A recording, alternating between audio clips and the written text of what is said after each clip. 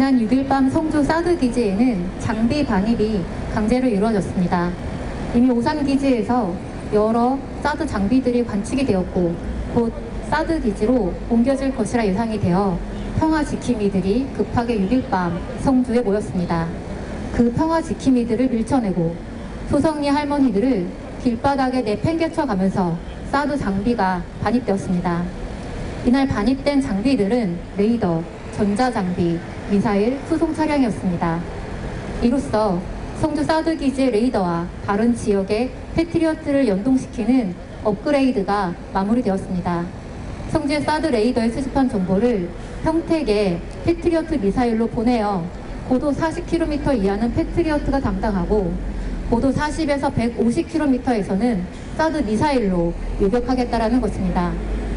그러면서 마크홀라 미8군 작전사령부는 방어적 자산인 사드 체계가 주변국의 전략적 안보 이익을 침해하지 않을 것이라고 말했습니다. 그러나 중국은 계속해서 사드에 대해 민감하게 반응하고 있습니다. 지난 9월 19일 외교부가 사드 기지 40만 제곱미터 추가 공여를 완료했다라고 발표를 하자 중국은 사드 기지 공여 완료는 앞으로 중앙 관계의 건전한 발전에 엄중한 영향을 줄 것이라고 했습니다. 그렇다면 미국은 사드를 왜 업그레이드해야 했으며 왜 북한이 아닌 중국이 사드에 대해 이렇게 격렬하게 반발하고 있는지 생각해 보아야 할 것입니다. 이번에 반입된 장비 중에 EEU라고 하는 전자장비는 미국의 MD의 최종 컨트롤 타워인 C2BMC와 연동하는 장비입니다. 이미 미국은 올해 3월 전 세계에 배치된 MD 자산이 C2BMC와 연동되어 있다라고 밝힌 바 있고 MD 업그레이드란 세계 곳곳에 배치된 패트리어트, 사드, 이지스함, 레이더 등의 센서와 지휘 통제 시스템을 모두 연동시키는 것이라고 밝힌 바 있습니다. 즉, 사드의 업그레이드는 미국의 MD 지휘 통제 시스템인 C2BMC와 연동시키는 것이고 이번에 반입된 전자장비가 이를 명확하게 보여줍니다. 한반도에 국한되는 것이 아니라 미국의 미사일 방어망에 편입된다라는 것입니다. 미국이 어디를 향해 미사일 방어망을 구축하고 있습니까? 바로 중국 아닙니까? 사드 장비는 미사일이 핵심이 아니라 레이더가 핵심입니다. 사드 레이더는 전진 모드로 업그레이드하면 베이징까지 들여다볼 수 있습니다.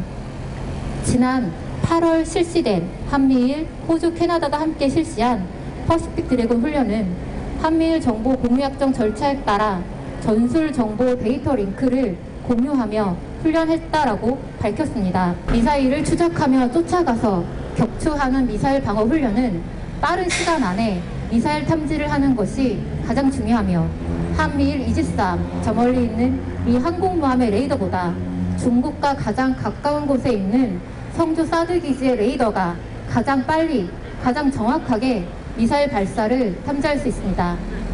강력한 방패를 가지겠다라고 하는 것은 강력한 창을 보유하겠다라는 말과 같습니다. 이미 사드 배치 초반 그리고 지금까지도 미국의 사드가 한반도에 국한된 것이라 입으로만 말하면서 계속해서 작전 범위를 넓히는 업그레이드를 하는 것은 명백하게 중국을 겨냥한 업그레이드라 판단할 수 있습니다. 윤석열 정부는 중국의 사드 3불 1안을 지키라는 요구에 대해 대한민국 정부의 안보 주권에 관한 사항이라는 말만 앵무새 마냥 읊지르고 있습니다. 3불 1안의 1안, 즉 사드를 한반도에 국한시키겠다라는 것은 애초 미국의 약속이었습니다. 또한 사드에 대한 일체의 권한은 한국 국방부가 아니라 미국에 있습니다. 도대체 무슨 업그레이드가 되고 있는 것인지 사드 레이더가 언제 어떤 방향으로 범위로 운용되고 있는지 한국 정부와 대한민국 국민은 아무것도 알 수가 없습니다.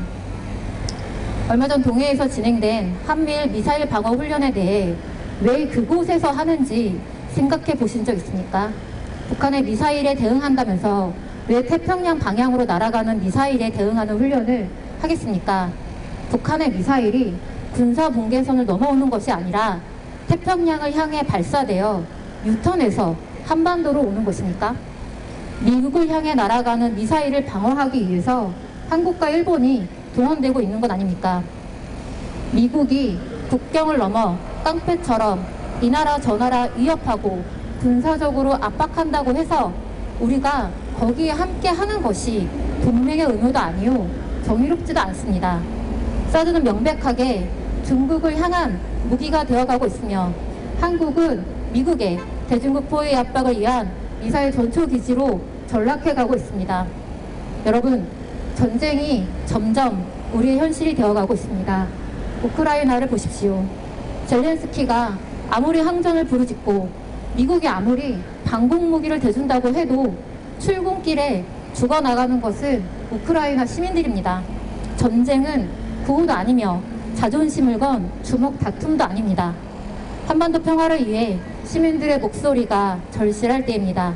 사드를 철거시키고 한반도의 평화를 지켜내기 위해 저희 수의평화촛불에 많은 관심 부탁드립니다.